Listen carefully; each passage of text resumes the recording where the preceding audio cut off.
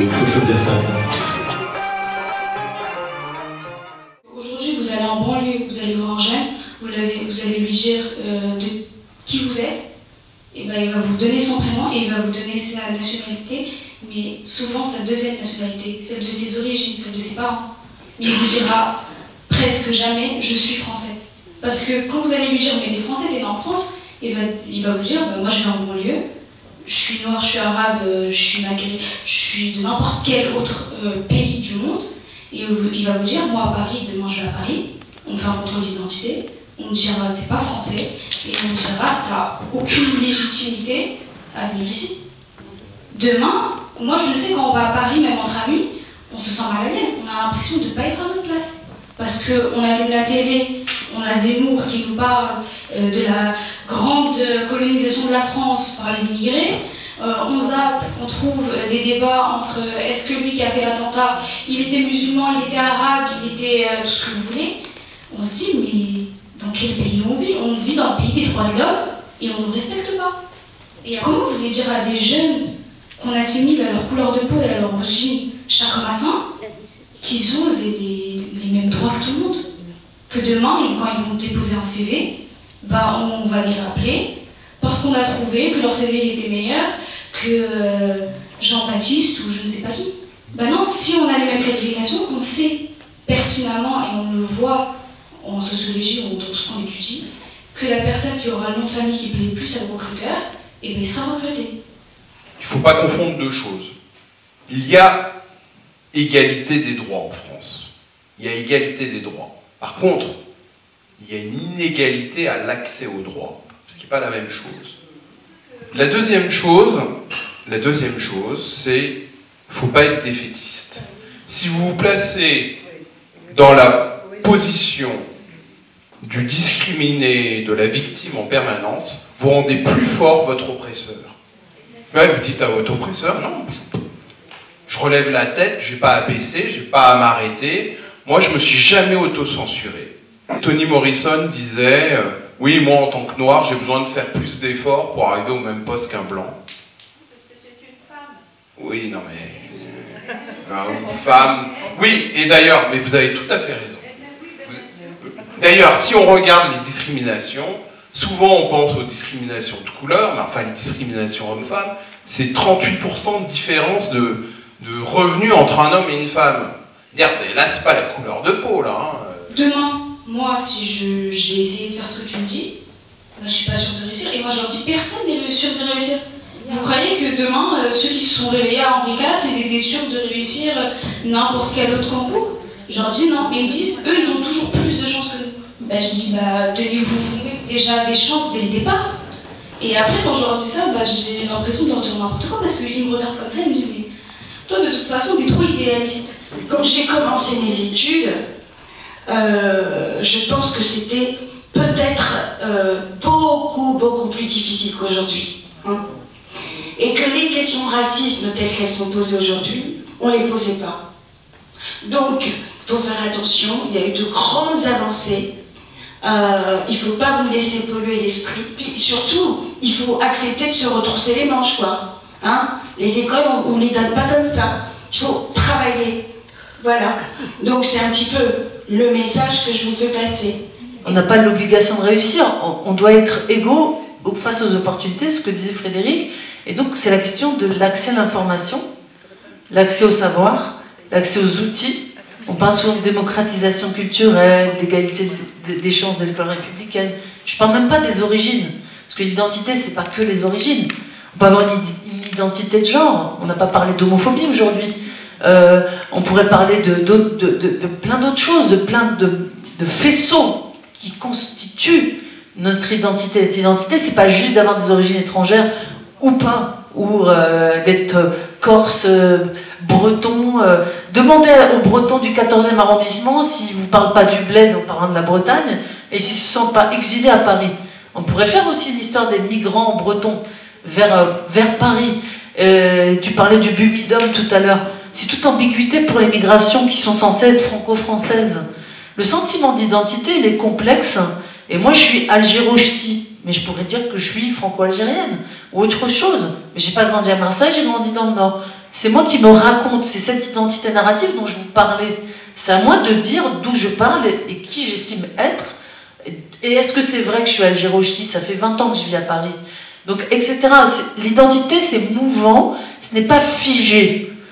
C'est pas une fin en soi de faire Henri IV ou je sais pas quoi, ou de devenir professeur d'université ou d'être au Collège de France ou je sais pas quoi. Non, peut-être pour toi Frédéric, peut-être pour toi. Pour certains de mes collègues qui sont très attachés à rentrer au Collège de France.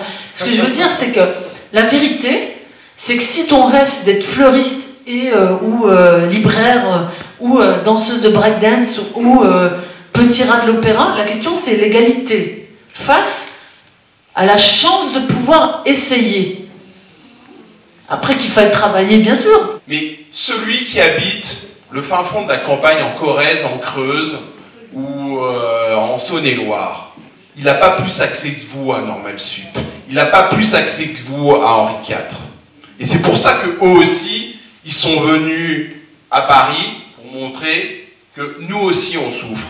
Et si vous regardez le traitement qui leur a été fait, parce que souvent on se disait, ouais, la police, elle tape, elle contrôle l'identité, les machins, violences policières et tout.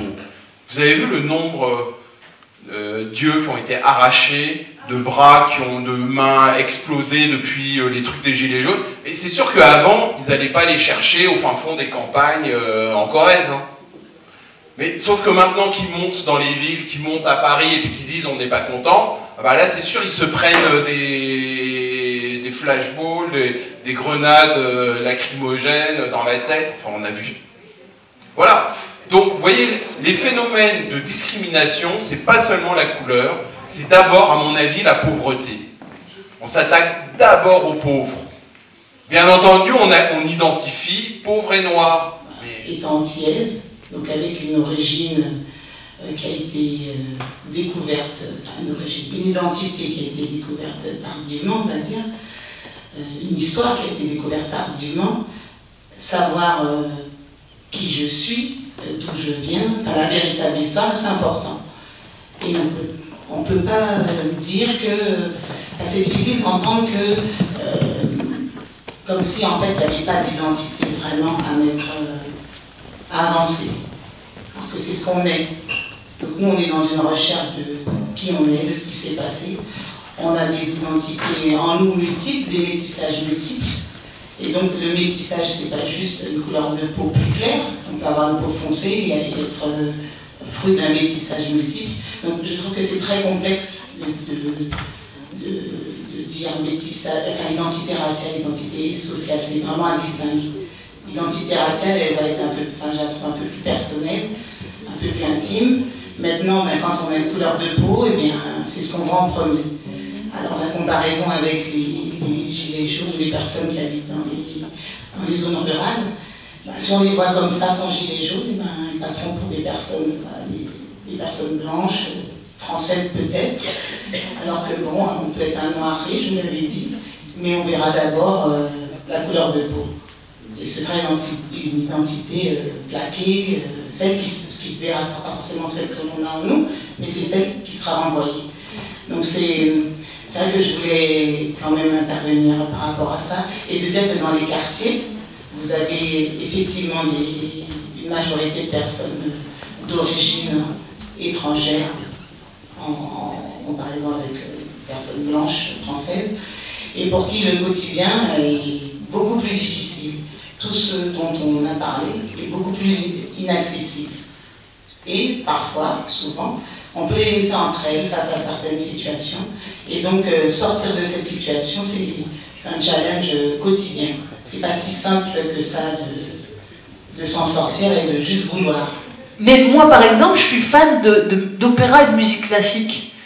Et oui, c'est qu'on a le droit de vivre en bas d'une tour dans un quartier, comme on dit, sensible, urbain, peu importe, et d'aimer l'opéra. Et on peut aussi comme moi à l'âge adulte, se dire bon, ok, Victor Hugo, l'école de la République, tout ça, ma mère, elle n'a pas pu m'aider à faire mes devoirs en CP, mais la seule fois où ma mère m'a aidé à faire mes devoirs, c'était en doctorat. Parce que je me suis intéressée à ces artistes dont je vous ai parlé. Et c'est ça la question qui fait, c'est que ma culture, elle n'est pas faite que de ce que l'école de la République et les livres et les lumières et tout ça, c'est universel, un peu bancal. Bancal parce qu'il n'est pas complété par toutes les couleurs de l'arc-en-ciel, fait que nous, on a le droit de défendre et d'aimer et de partager l'amour des belles lettres françaises, des grands classiques occidentaux, tout en s'intéressant, je sais pas moi, à l'afrofuturisme dans l'art contemporain. Moi j'ai des amis qui sont fans de Chaabi et de Raï, et qui sont auvergnats, ils sont pas du tout d'origine algérienne. J'ai des amis à Alger qui détestent le Raï, qui me disent mais c'est quoi cette musique des bas-fonds dégueulasses, à côté de Mendelssohn ou de Peer Gynt ou d'autres choses.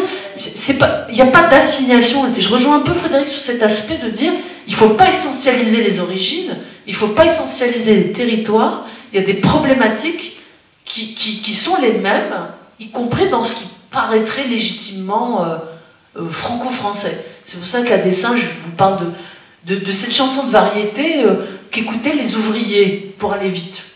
Les ouvriers, dans les cafés algériens, la chanson, en dehors du répertoire arabe qui était la plus écoutée, c'était Capri c'est fini. Voilà, Hervé Villard. Parce que c'est cette époque, c'était pour un flirt avec toi, tous ces trucs-là, c'était les mêmes chansons. Merci Frédéric. Pour un flirt avec toi. Bah tu vois, c'est exactement ça, c'est de dire, bah c'est des ouvriers, et c'est des ouvriers, donc ils écoutent de la musique populaire, et il y a Dahman Harachi, Slimane Azam, et puis il y a Hervé Villard, il y a tout ça, il y a Dalida. C'est ça qui est intéressant, c'est de dire qu'il y a une gémellité dans ce combat juste pour une reconnaissance patrimoniale des cultures populaires, qu'elles soient le fait de population étrangère ou pas. En ce qui concernait en tout cas l'intervention de la jeune fille, malheureusement elle est partie, mais je partage tout à fait son propos sur l'idée justement de cette assignation identitaire. Pour moi, tout l'objet justement de la lutte contre la discrimination, c'est justement de pouvoir lutter justement et combattre cette assignation. Et comme vous le disiez justement tout à l'heure, les identités sont multiples. Elles sont mouvantes au sein même justement de notre propre vie, où justement en étant jeune, on est peut-être considéré comme étant, ou on se considère comme étant, ou notre famille, notre environnement, etc. nous renvoie comme étant une personne de telle ou telle manière, de telle origine, avec tel sexe, avec telle orientation, qu'importe, mais les identités sont mouvantes et toutes ces difficultés, et ce qui est remonté justement dans la vidéo préalable en fait des jeunes qui s'exprimaient, c'était justement cette dimension, le fait qu'ils soient pris en fait entre deux eaux, entre deux feux, justement au sein même de la société française, que la société française les renvoie comme étant des personnes extérieures, et à l'inverse, leur pays supposé d'origine de leurs parents, leurs grands-parents, justement qui leur renvoient cette dimension française. Et je pense que c'est toute cette difficulté qu'on a aussi au quotidien, et a fortiori justement sur des territoires comme celui de Sarcelles, qui sont quand même des villes historiques sur la politique de la ville et sur les grands ensembles, c'est toute cette difficulté de lutter contre les discriminations, de pouvoir associer un certain nombre d'acteurs et de pouvoir faire comprendre et sensibiliser, mais sans justement avoir ce volet à la fois ô combien discriminant, parce qu'on rajoute quand même des biais. Moi-même, travaillant sur la politique de la ville, je suis tout à fait consciente en tout cas que c'est une politique dite de réparation et qu'on induit quand même des biais sociologiques sur les populations les plus pauvres, les populations les plus en difficulté, sur les dits bénéficiaires, enfin toute cette sémantique aussi sociologique qu'on applique au quotidien aux populations et qui est quand même ô combien stigmatisante. Donc on essaie quand même de réparer, par des moyens humains, financiers, qu'importe, on essaie quand même de réparer une politique que l'État français a quand même participé voilà, à travailler, aussi à créer, à amplifier, à pérenniser. Et tout l'espoir justement qui se place dans les propos de la jeune fille qui s'est exprimée, c'est justement de se dire, ben voilà, comment se construire aussi également, j'ai envie de lui dire, d'autres modèles, et de ne pas peut-être uniquement vouloir fréquenter le lycée Henri IV, mais peut-être fréquenter un autre lycée classique ou celui de Sarcelles. Moi, en l'occurrence, pour le coup, j'ai fait mes études au lycée Jean-Jacques Rousseau, ça m'a pas empêché d'avoir mon bac mention très bien, littéraire, section européenne allemand. Donc c'est vous dire à quel point, et c'est pas moi en tant que femme noire, parce que pour le coup, là, je me différencie en tout cas de votre propos, je crois plutôt, en tout cas, j'ai été éduquée, j'ai fait cette sociologie-là justement plutôt intersectionnelle, de Crenshaw, etc. Plus jeune. Voilà, tout à fait, sur tout cet aspect-là qui a vraiment le vent en poupe sur la sociologie actuelle, en l'occurrence, que j'ai fait. mais vraiment sur tous ces aspects-là d'assignation. Et je pense que c'est vraiment toute la difficulté, et sur cette matrice justement de la race, sur cette fabrique de la race justement qu'ont eu justement certains sociologues et historiens, de fabriquer en fait, puisqu'on voit bien au fond la race, puisqu'on parle de ces discriminations-là liées à l'origine, que c'est bien une construction sociale, et c'est là toute la difficulté. Et on vit quand même dans un drôle de pays où, en revers, tout à l'heure on parlait du discours de Zemmour, où les Français, enfin entre guillemets, enfin, ce que Zemmour appelle les Français, enfin cette espèce de mythe des Français de souche, je trouve que c'est complètement absurde cette expression, qui se sentent plus chez eux. Enfin, c'est incroyable, on est dans un pays où personne n'est chez lui. Non mais c'est vrai. Bon bah finalement c'est peut-être qu'on est tous chez nous, si personne se sent chez lui, c'est peut-être qu'on est tous chez nous. Non mais il faut se dire ça aussi, parce que... et je crois que la question sociale revient de plus en plus sur le devant de l'actualité. Alors maintenant, il va falloir savoir comment cette question sociale va être traitée. Si elle est traitée uniquement par rapport à la question des discriminations de couleur ou de religion, on va droit à la catastrophe. Et d'ailleurs, on a une inversion du racisme, je pense en France. De plus en plus, vous avez des élites, issus de, bah voilà, enfin, ce qu'on appelait les Beurs, je trouve que c'est plus sympa comme terme, de l'Afrique, des Antilles, de plus en plus. Finalement, on a désormais affaire à un racisme, par exemple le racisme dont elle est victime Christiane Taubira. C'est du racisme, c'est plus le petit postier dont on se fout de la gueule, ou de l'aide-soignante, elle est ministre. Et c'est exactement le même phénomène qui s'est passé chez les Juifs, qui, au XVIIIe siècle, pour beaucoup d'entre eux, enfin je pense surtout aux Juifs de l'Est, qui étaient vraiment dernière roue du car, enfin qui étaient au bas de l'échelle de la société, quand ils ont commencé à monter les échelons, enfin bon, l'affaire Dreyfus, enfin puis des gens comme Léon Blum, enfin tout cet antisémitisme, là maintenant on commence à être victime d'un autre racisme, c'est plus le racisme de mépris, c'est le racisme de jalousie. Voilà. Voilà. Mais encore une fois, si on traite la question sociale par les questions de couleur, eh bien, c'est ce qu'a voulu faire Hitler. Hein. On a vu ce que ça a donné. Je travaille avec des enfants d'origine indienne, marocaine, enfin, voilà, en tout cas, il y a quelques blancs, et puis il y a plein d'autres couleurs, plein d'autres... Ils sont tous français. Ils sont tous français. Donc ça a rappelé, tu es français, mais peut-être que tes grands-parents, tes parents viennent de ce pays, et puis tu as la culture, et t'apportes des langues, des chansons, etc. Mais tu es français, tu es né en France. Oui, mais la conscience de cette identité française, elle arrive que bien tardivement. Après, c'est une rupture qui a lieu avec... Ah non, mais c'est un constat, hein, oui, c'est pas une critique. Oui, bien sûr. Mais c'est aussi une rupture qui est entre la maison, le cadre familial et l'école. Alors, pas que l'école. Bien sûr.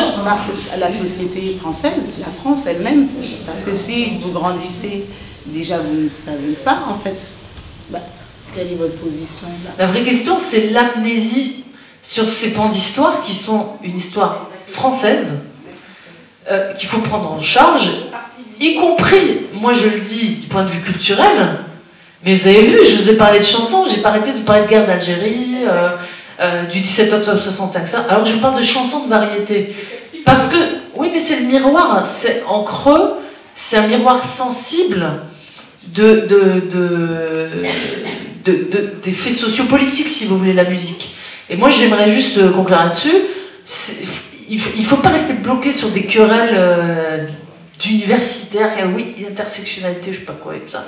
La question, c'est que collectivement, on est ensemble et on veut lutter contre les discriminations, c'est tout. La question que moi, je me pose avec beaucoup d'humilité, Vous avez parlé d'égalité des chances. c'est ça, vous parlez des enfants de 5 ans qui me disent « mais moi, je suis congolais, je suis algérien ». Moi, j'ai des enfants de collège qui disent la même chose. Alors que c'est leurs grands-parents qui sont venus en France, c'est même pas leurs parents. Et s'ils me le disent, ils me disent avec beaucoup de sincérité, et ils me disent c'est notre expérience quotidienne. En rien, dans le miroir, je vois que je suis français. Et moi, cette réparation symbolique du culturel, elle répond en partie à cette angoisse identitaire d'avoir des rôles modèles, des gens auxquels se raccrocher, comprendre pourquoi on est français en fait, ou en tout cas pourquoi on vit en France si on n'est pas français. Quand on traite sur la mémoire des soldats coloniaux, comme c'était votre cas l'année dernière, comme ça a été mon cas, quand je travaille sur des tirailleurs sénégalais, sur cette force noire, ou des tabors marocains, etc., j'explique à leurs petits-enfants ou autres, et j'explique à la France entière, et à ceux que ça intéresse, qu'ils font partie de l'histoire de France, et que c'est pour ça qu'en France, il y a des Français qui ont ces origines-là, parce qu'il y a une histoire de l'institution militaire, il y a une mémoire combattante, il y a une histoire ouvrière, etc., etc.